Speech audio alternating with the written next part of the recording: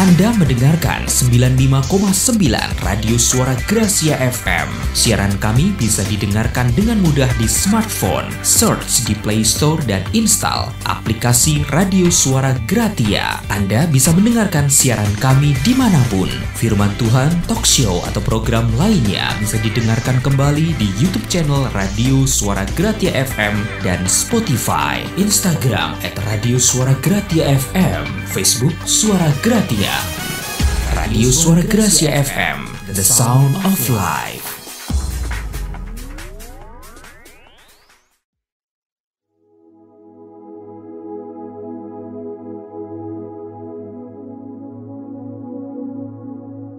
Selamat sore para pendengar setia Radio Suara Gracia Cirebon.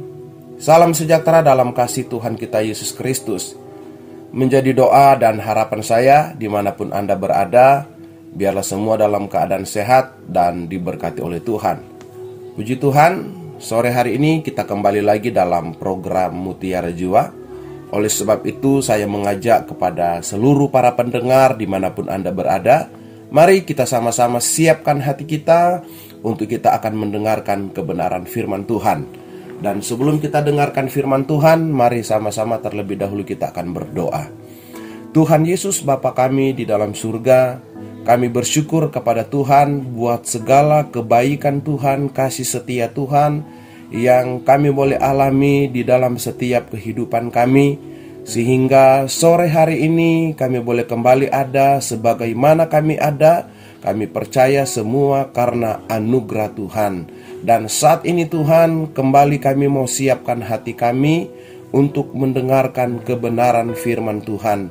Mari Engkau berbicara bagi kami lewat kebenaran firman Tuhan yang akan disampaikan kepada kami, karena kami percaya bahwa firman Tuhan itu adalah kekuatan di dalam kehidupan kami menjalani kehidupan yang begitu banyak tantangan, begitu banyak persoalan yang datang di dalam kehidupan kami.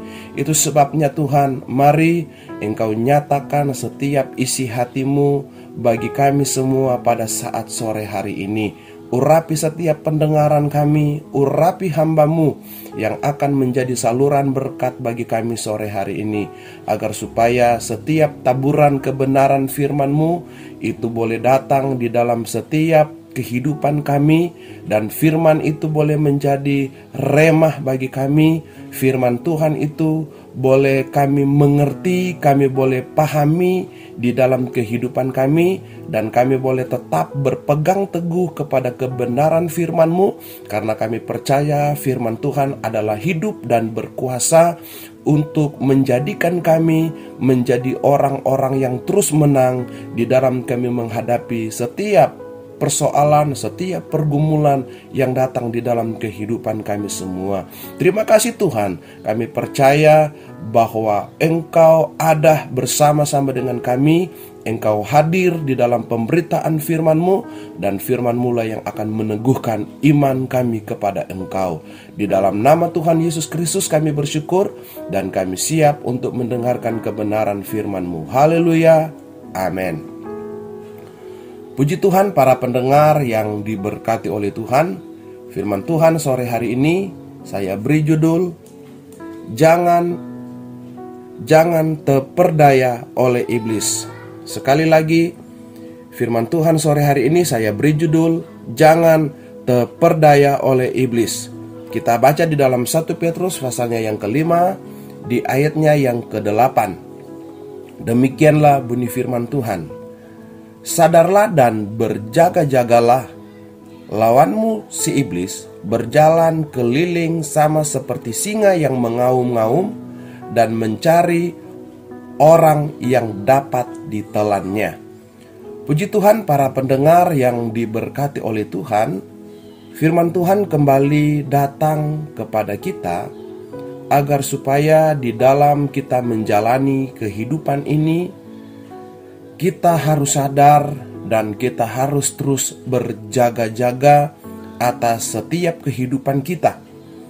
Karena iblis yang menjadi musuh kita sebagai orang-orang percaya, di sini firman Allah berkata bahwa dia terus berjalan berkeliling mencari orang-orang yang dapat ditelannya. Nah, kalau kita menjadi orang-orang yang tidak berjaga-jaga atas kehidupan ini, maka kita akan terbawa, kita akan terpengaruh dengan segala tipu daya iblis yang akan menjatuhkan kehidupan kita sebagai orang-orang yang percaya kepada Tuhan. Kalau kita lihat di dalam kebenaran firman Tuhan bahwa manusia pertama jatuh di dalam dosa karena mereka tidak berada di dalam kesiapan. Mereka tidak berjaga-jaga atas hidup mereka. Sehingga firman Allah berkata bahwa mereka jatuh di dalam dosa oleh tipu muslihat iblis.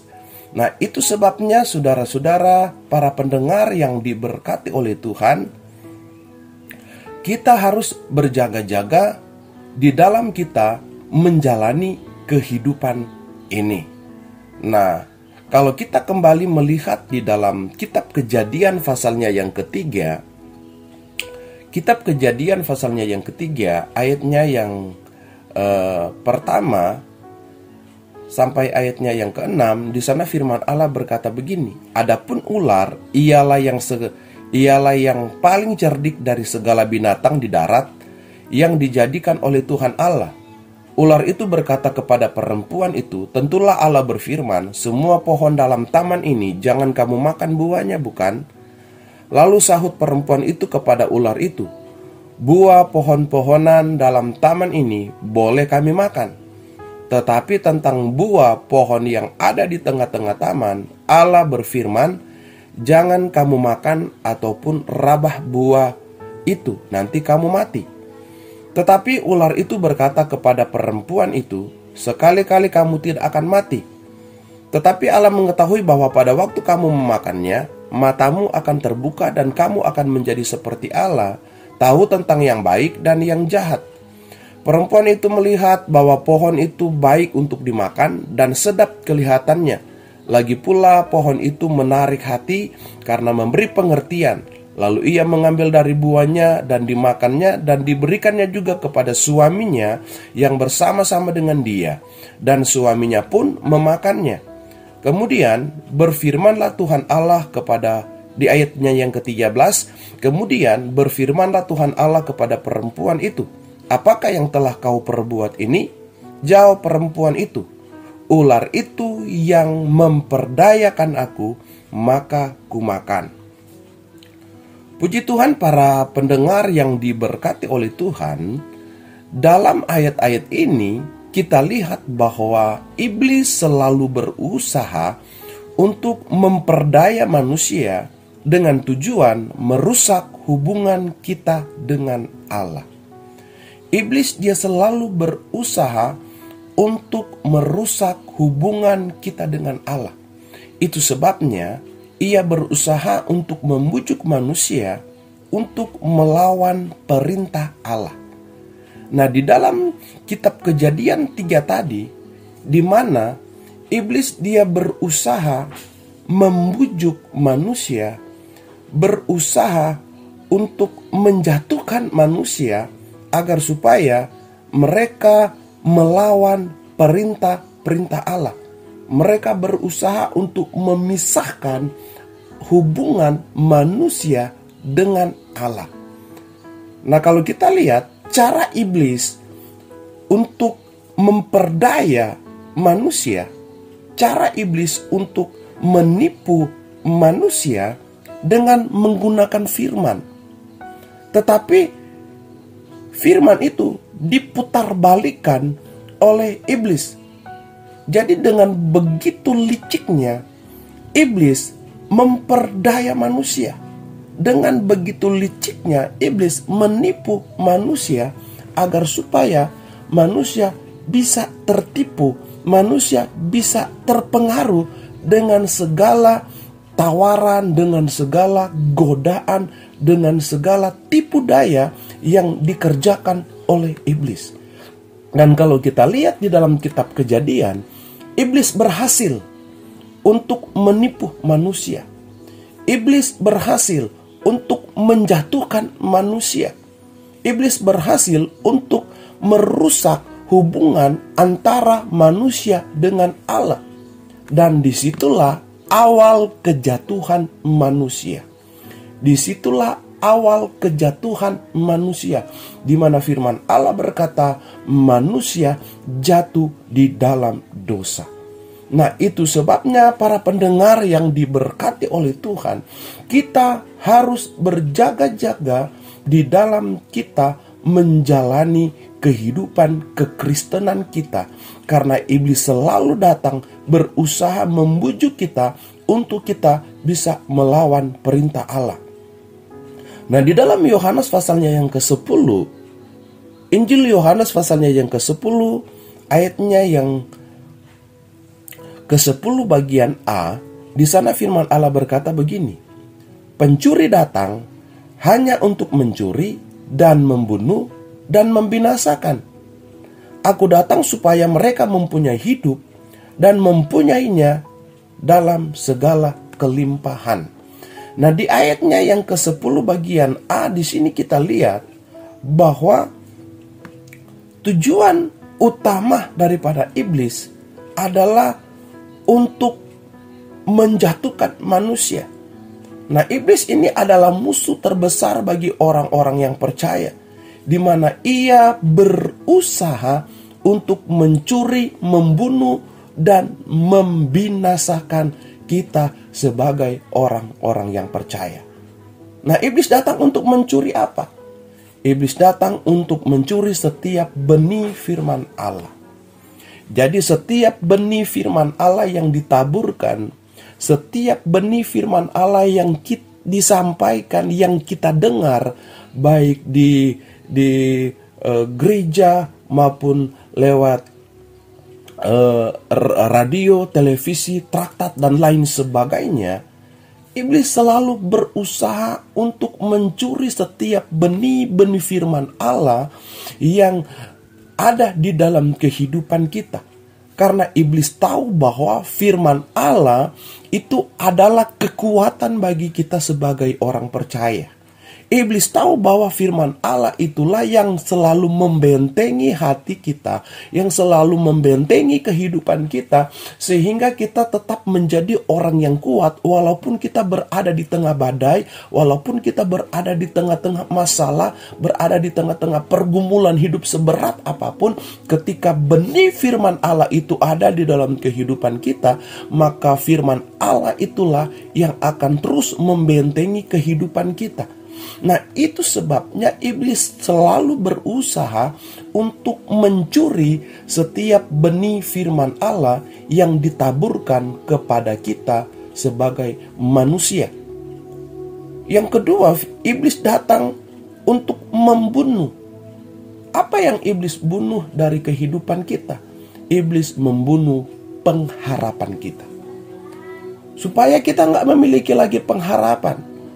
Bukankah firman Allah berkata bahwa pengharapan itu merupakan kekuatan bagi kita sebagai orang-orang yang percaya, dan landasan bagi kita untuk kita mengikut Tuhan itu karena pengharapan bahwa di dalam Tuhan ada janji-janji Tuhan. Hidup di dalam Tuhan ada pengharapan, sehingga ada begitu banyak tokoh-tokoh di dalam Alkitab. Mereka terus bertahan di dalam penderitaan. Mereka terus bertahan di dalam setiap pergumulan yang mereka hadapi, karena mereka tahu bahwa pengharapan mereka di dalam Tuhan adalah pengharapan yang tidak pernah mengecewakan. Mereka tahu bahwa hidup di dalam Tuhan ada pengharapan yang besar. Dan ini yang menjadi keyakinan kita sebagai orang-orang percaya, bahwa di dalam Tuhan kita memiliki pengharapan.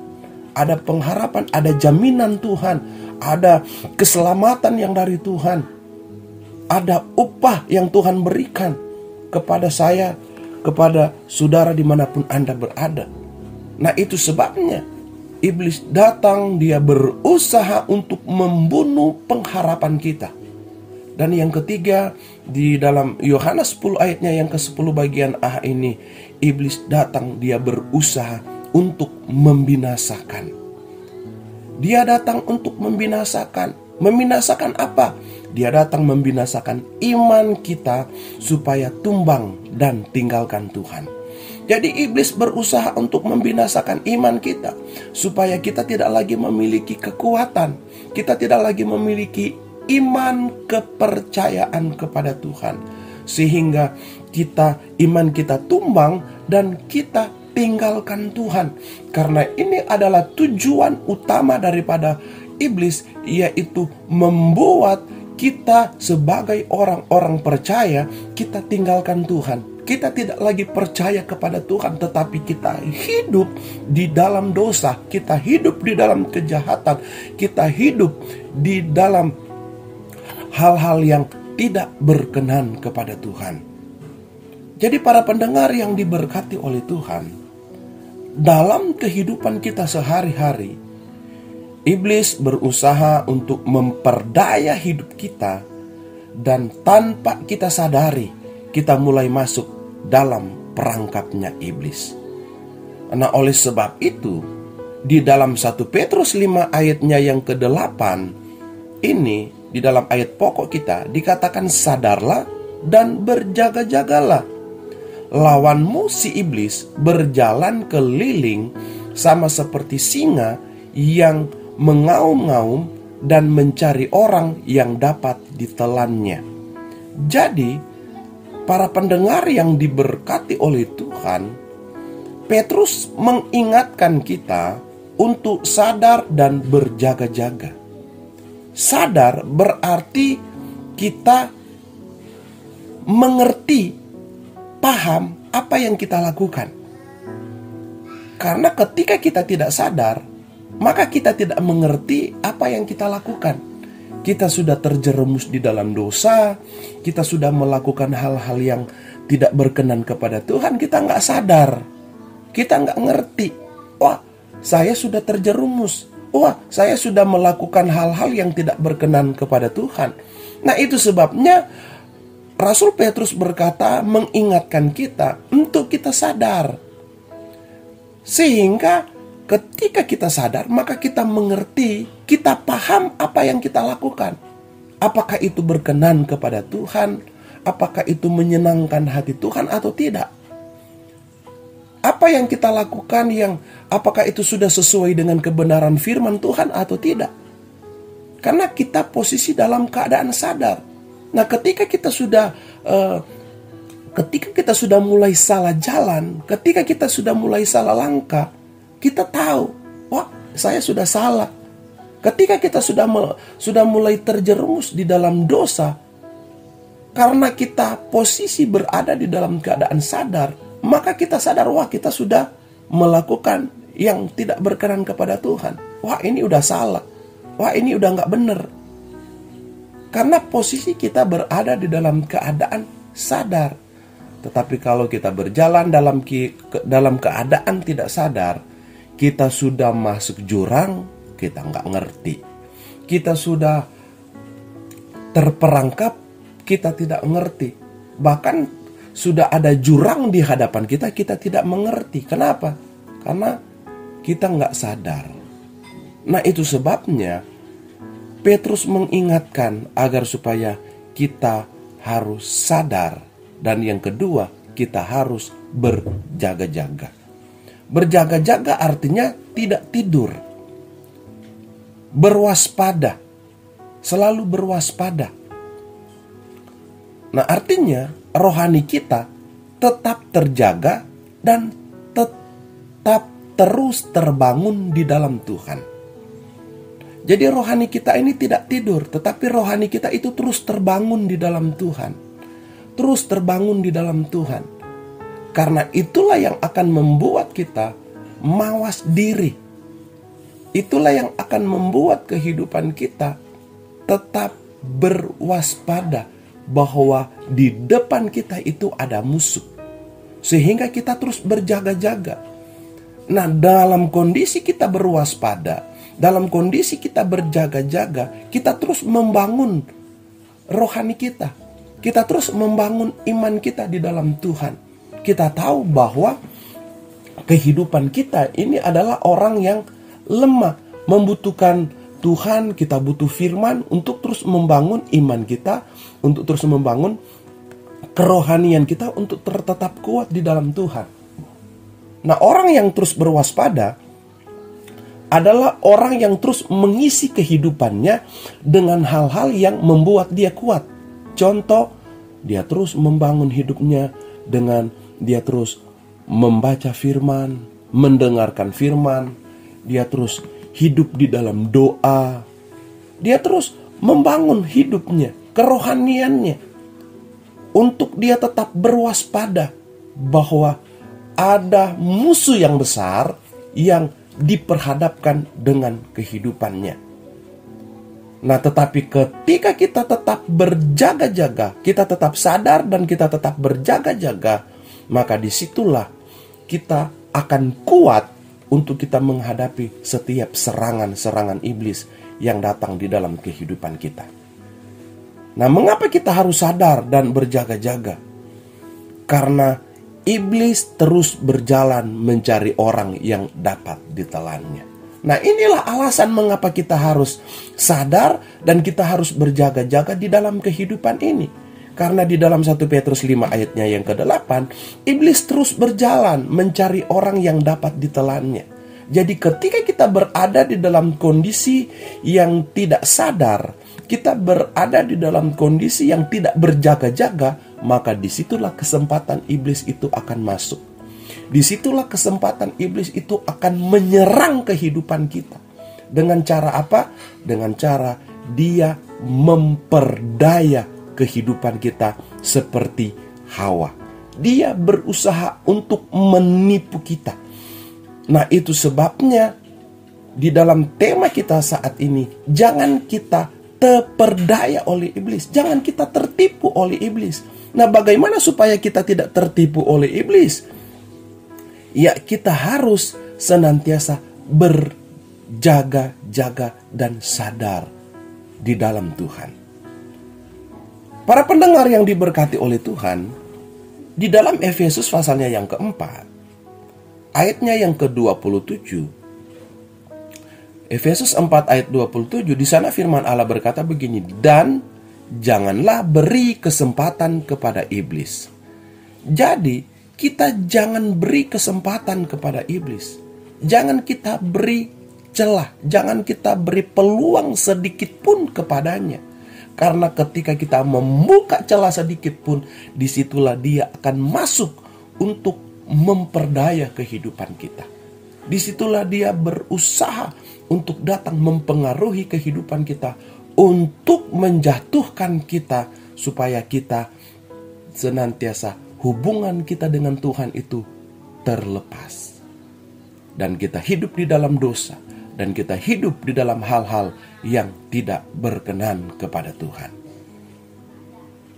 Nah, para pendengar yang diberkati oleh Tuhan, dimanapun Anda berada, sore hari ini kita akan melihat bagaimana supaya kita tidak terperdaya oleh iblis.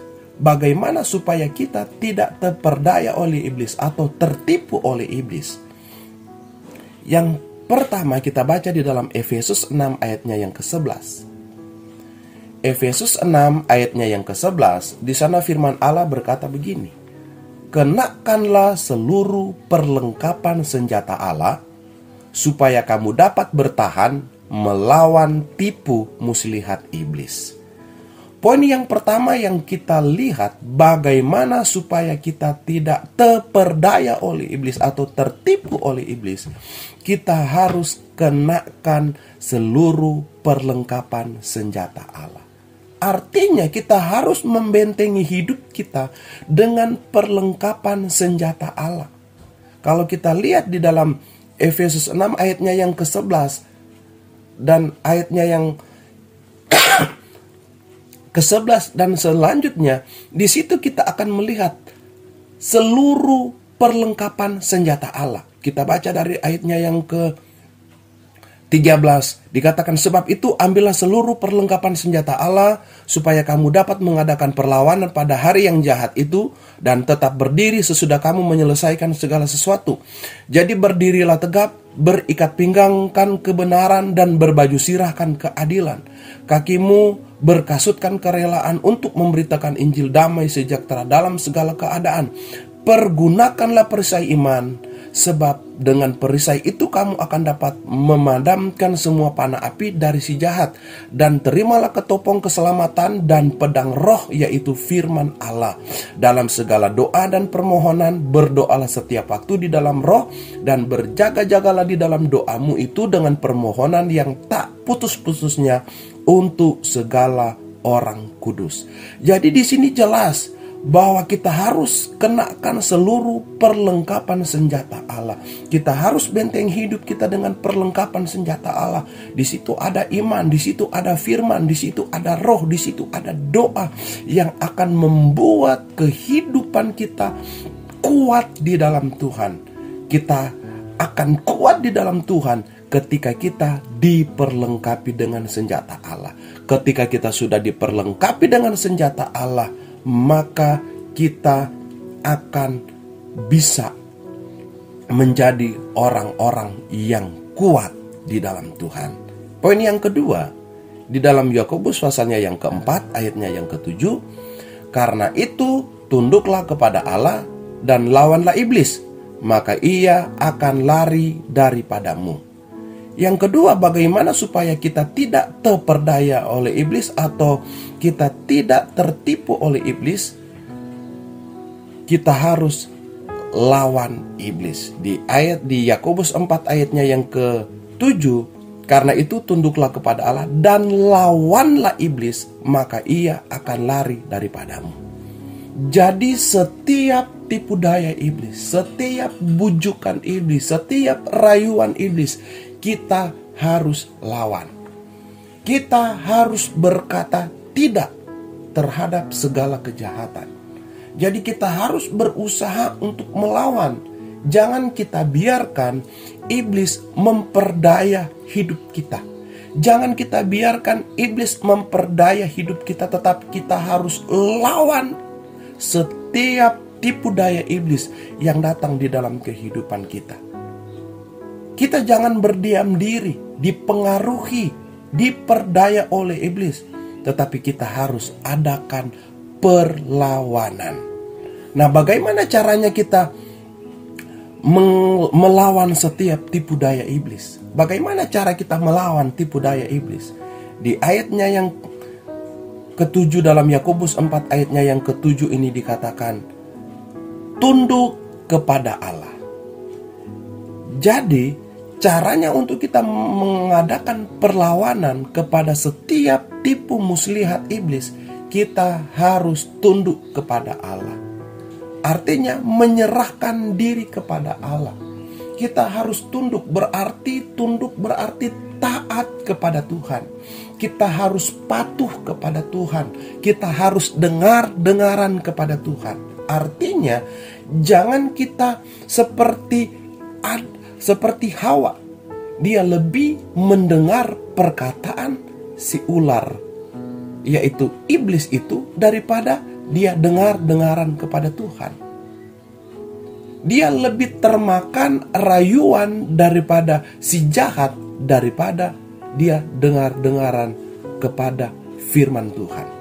Nah, itu sebabnya para pendengar yang diberkati oleh Tuhan, cara untuk kita bisa mengadakan perlawanan kepada setiap tipu muslihat iblis, kita harus tunduk kepada Allah. Kita harus taat kepada Tuhan. Kita harus dengaran kepada Tuhan. Artinya setiap firman, setiap kebenaran Allah itu harus kita taati. Kita harus taati setiap kebenaran firman Allah. Karena dengan kita mentaati setiap kebenaran firman Allah, itu berarti kita sudah mengadakan suatu perlawanan dengan setiap tipu muslihat iblis yang datang di dalam kehidupan kita. Harus taat dan patuh kepada Allah. Karena dengan kita taat kepada Allah, maka kita akan menang dari setiap tipu muslihat iblis. Hawa dia kalah dia terbawa, dia terpengaruh, dia terpedaya dengan tipu muslihat iblis, dengan segala rayuan, kelicikan daripada iblis. Karena apa? Karena dia tidak taat kepada Tuhan. Dia tidak taat kepada firman Allah. Itu sebabnya jangan sekali-kali kita berikan kesempatan kepada iblis. Tetapi mari kita tetap tunduk kepada firman. Kita tetap menjalankan firman. Karena di saat kita tetap taat kepada firman, maka iblis dia akan lari dari kehidupan kita. Kita lihat bagaimana Yesus ketika ia dicobai. Tetapi Yesus selalu menggunakan firman. Yesus selalu menggunakan firman. Yesus selalu menggunakan firman untuk mengalahkan setiap tipu muslihat iblis. Karena iblis melihat bahwa Yesus dia lebih taat kepada firman, dia lebih dengar-dengaran kepada firman daripada mengikuti setiap tipu daya iblis. Maka dia lari tinggalkan Yesus. Nah, itu sebabnya letak kekuatan kita untuk kita bisa melawan, memberikan perlawanan kepada setiap tipu daya iblis. Kita harus tunduk kepada Allah. Yang kedua di dalam 1 Petrus 5 ayatnya yang ke-9, di sana firman Allah berkata begini, lawanlah dia dengan iman yang teguh, sebab kamu tahu bahwa semua saudaramu di seluruh dunia menanggung penderitaan yang sama. Yang kedua, cara yang kedua bagaimana kita mengadakan perlawanan bagi setiap tipu muslihat iblis, yaitu dengan iman yang teguh. Dengan iman yang teguh. Kalau poin yang pertama, bagaimana caranya kita mengadakan perlawanan? Tunduk kepada Allah. Yang kedua, dengan iman yang teguh. Iman yang teguh artinya iman yang dibangun oleh firman Allah. Iman yang teguh adalah iman yang teruji dan iman yang berkemenangan. Nah, itu sebabnya marilah kita terus menjaga iman kita, terus membangun iman kita, agar supaya iman kita tetap teguh di dalam Tuhan. Terus bangun iman dengan firman Allah, karena hanya firman Allah yang akan terus membangun iman kita. Mari kita terus bangun iman kita dengan doa, karena doa juga akan terus membangun iman kita, sehingga kita akan memiliki iman yang benar-benar, iman yang berkualitas, dan iman yang berkemenangan di dalam Tuhan. Nah, ketika kita memiliki iman yang teguh, maka kita bisa mengalahkan setiap tipu muslihat iblis. Iman yang teguh berarti tidak ada keraguan di dalam hati kita. Iman yang teguh berarti tidak ada lagi ketakutan di dalam kehidupan kita. Sehingga kita terus memiliki keberanian, kita memiliki kepercayaan yang sungguh bahwa setiap tipu muslihat iblis itu dikalahkan oleh iman kita kepada Tuhan. Oleh sebab itu, para pendengar yang diberkati oleh Tuhan, dimanapun Anda berada, mari ketika kita membentengi diri kita dengan selengkap senjata Allah dan melawan iblis dengan iman yang teguh, maka ia akan lari daripada kita. Dia akan lari dari kehidupan kita. Oleh sebab itu, mari kita terus membentengi diri kita, membentengi kehidupan kita dengan selengkap senjata Allah, dan kita melawan iblis dengan iman kita, dengan ketundukan, ketaatan kita kepada Tuhan. Maka iblis akan lari dari kehidupan kita, sehingga kita terbebas daripada tipu daya iblis. Oleh sebab itu, biarlah lewat kebenaran firman Tuhan yang kita dengar pada saat sore hari ini, mendorong kehidupan kita, membawa kehidupan kita untuk kita terus kuat di dalam Tuhan, sehingga kita tidak akan mudah tidak akan pernah terpedaya oleh iblis. Kita tidak akan terperdaya oleh iblis, tertipu oleh setiap kelicikan dan kejahatan daripada kuasa kegelapan. Itu sebabnya marilah kita terus membentengi kehidupan kita dengan selengkap senjata Allah. Amin. Puji Tuhan, demikianlah kebenaran firman Tuhan. Biarlah firman Tuhan ini boleh memberkati kita semua dimanapun Anda berada, agar supaya kita tetap kuat di dalam Tuhan. Puji Tuhan. Tuhan Yesus Bapa kami di dalam surga, kami bersyukur buat kebenaran firman Tuhan yang kami sudah dengar pada saat sore hari ini. Biarlah kebenaran firman Tuhan ini boleh mengingatkan kami, boleh menguatkan kami bahwa di depan kami ada musuh yang selalu mengincar kehidupan kami. Ada musuh yang selalu berusaha untuk memperdaya kehidupan kami.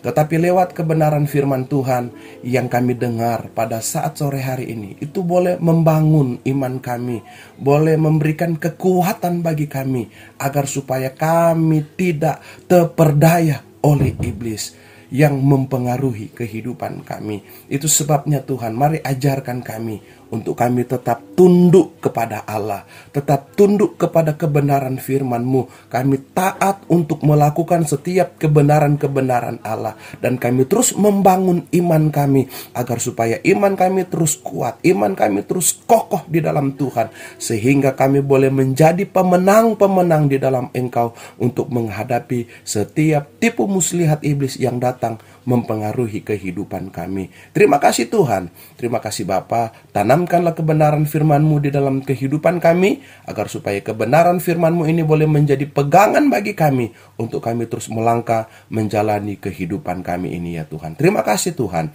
terpujilah nama-Mu, kami bersyukur, dan kami terima kebenaran firman yang kami sudah dengar pada saat sore hari ini, di dalam nama Tuhan Yesus Kristus. Haleluya, amin.